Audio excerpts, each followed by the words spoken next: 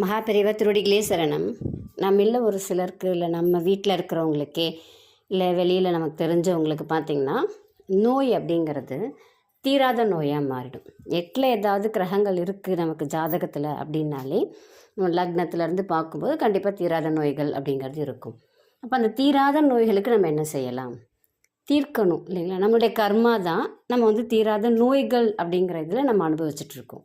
நம்ம செய்த பாவ புண்ணியங்கள் தான் நமக்கு வர்றது இல்லைங்களா? அறிவியல் படி பார்த்திங்கனாலும் நியூட்டனுடைய லா தான் இது. அப்போ நம்ம என்ன செய்யலாம்?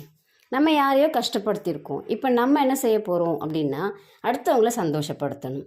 ஒரு மனிதனுக்கு அன்னதானம் அப்படிங்கிறது தான் பிரதானம், ரொம்ப முக்கியமானது இல்லைங்களா? அப்போது வயிறார யாருக்காவது நம்ம என்ன செய்யணும் அப்படின்னா சாப்பாடு போடணும். ஆனால் என்னைக்கு செஞ்சோம்னா நம்மளுடைய கர்மா குறையும், நமக்கு நோய்கள் குறையும், நோயினுடைய தாக்கம் குறையும் அப்படின்னு பார்த்திங்கன்னா, சித்தர்களுக்குரிய எளிமையான ஒரு வழி தான்.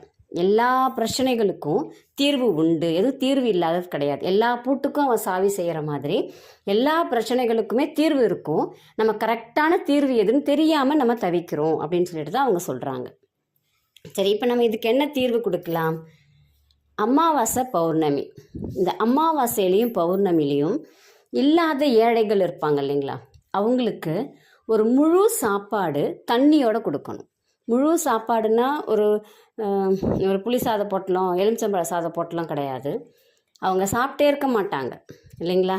ரசம், சாம்பார், பொரியல், கூட்டு, அப்பளம், வடை, இந்த மோர், இது எல்லாத்தையும் சேர்த்து வச்சு ஒரு முழு சாப்பாடாக வாங்கி அது கூட ஒரு தண்ணி பாட்டிலையும் வச்சு ஒரு 2 பேருக்கோ 3 பேருக்கோ தொடர்ந்து அமாவாசையிலையும் பௌர்ணமிலையும் இல்லாதவர்களுக்கு, கோயிலுக்கு வெளியில் இருப்பாங்க இல்லைங்களா, அவங்களுக்கு ரொம்ப ரொம்ப ஏழ்மை நிலையில் இருக்கிறவங்களுக்கு நம்ம கொடுத்துட்டு வர நம்மளுடைய கர்மா குறையும், அவங்களுடைய வயிறு ரொம்பிடும், அவங்களுடைய வாழ்த்து நமக்கு யாரோ விட்ட சாபத்தை குறைக்கும் அப்படின்னு சொல்கிறாங்க. ரொம்ப எளிமையான வழி. பௌர்ணமியிலே அமாவாசையில் நம்மளால் முடிஞ்ச ஒரு 2 பேருக்கு அன்னதானம் செய்ய போகிறோம்.